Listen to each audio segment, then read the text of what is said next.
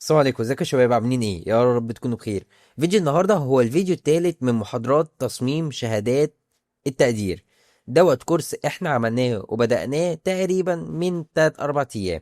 النهارده تصميم شهادة التقدير التكسير او المجسمة. في ناس بتقول عليها شهادة التقدير اللي بتتقص، هي اسمها شهادة التقدير المجسمة او التكسير.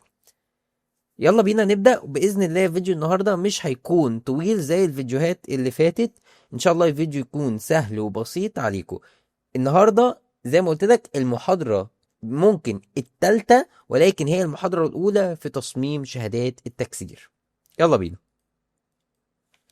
أول حاجة هفهمك إزاي أنا عملت الشيب. طبعا الشيب بكل بساطة هتروح تجيب الإليبس وتعمله كده اهو، طبعا على مقاس A3 أو مقاس A4. دوت اللي انا عملته. بعد ما عملت كده اهو، بعد الاليبس عملت فيد بالبراش تول باللون اللي هو البني الفاتح دوت من على الجناب عشان اديله زي جريدينت كده. بعد كده جبت الحروف العربي وشرحتها كتير في الفيديو اللي فات، ارجعوا لها. جبت الحروف العربي وعملتها اوفرلاي واديتها شوية جاشم بلور من فلتر وبلور وجاشم بلور. تمام. بعد كده جبت مخطوطة شهادة التفوق واديتها ستروك باللون البني اللي هو نفس درجة لون الإليبس. وبعد كده مليت الفراغات بتاعة الستروك ديت اللي هي دي. بعد كده بدأت اللي انا اعمل الشيب اللي هو بالبين تول. طبعا يعني ازاي بتعمل الشيب دوت اهو. بدأت اللي انا اعمل الشيب اللي هيتكتب فيه اسم الطالب كده اهو بالبين تول. كده اهو، مثلا كده اهو، كده اهو.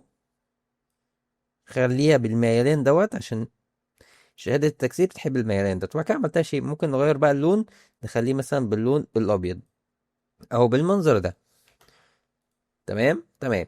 بعد كده رجعت لمخطوطة شهادة التفوق ديت ولونت الزخرفة. وطبعا في الفيديو اللي فات شرحنا، فمش لازم اللي احنا نتكلم كتير في الموضوع دوت. بعد كده خدت كل الكلام ده وعملته سمارت اوبجكت. تمام. بعد ما عملت سمارت اوبجكت هنرجع بقى للتفصيلة. بعد ما عملت سمارت اوبجكت بدأت اللي انا احط زخرفة هنا اهو بالكتابة اللي هي الخط العربي من فوق ومن تحت.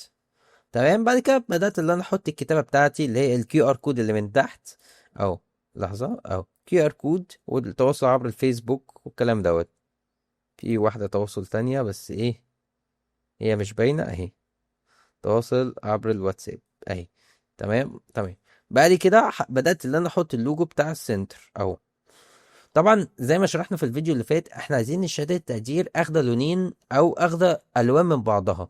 فانت شايف هنا عبارة عن يعتبر اللون درجة البني الغامقة، ودرجة اللي هو الذهبي ديت او درجة اللون البني الفاتح او البيج، مع مع الابيض. طبعا بنستخدم الابيض في كل التصاميم.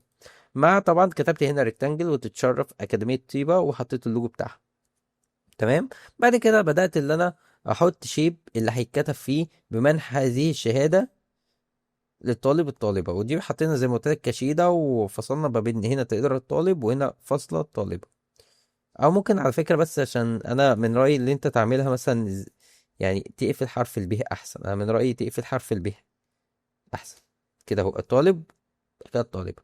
تمام. بعد كده كتبنا هنا وذلك للتفوق والتميز الدراسي مع كل الأمنيات بمزيد من النجاح والتفوق. بس هو دي تصميم شهادة تقدير التكسير. موضوع أبسط من البساطة.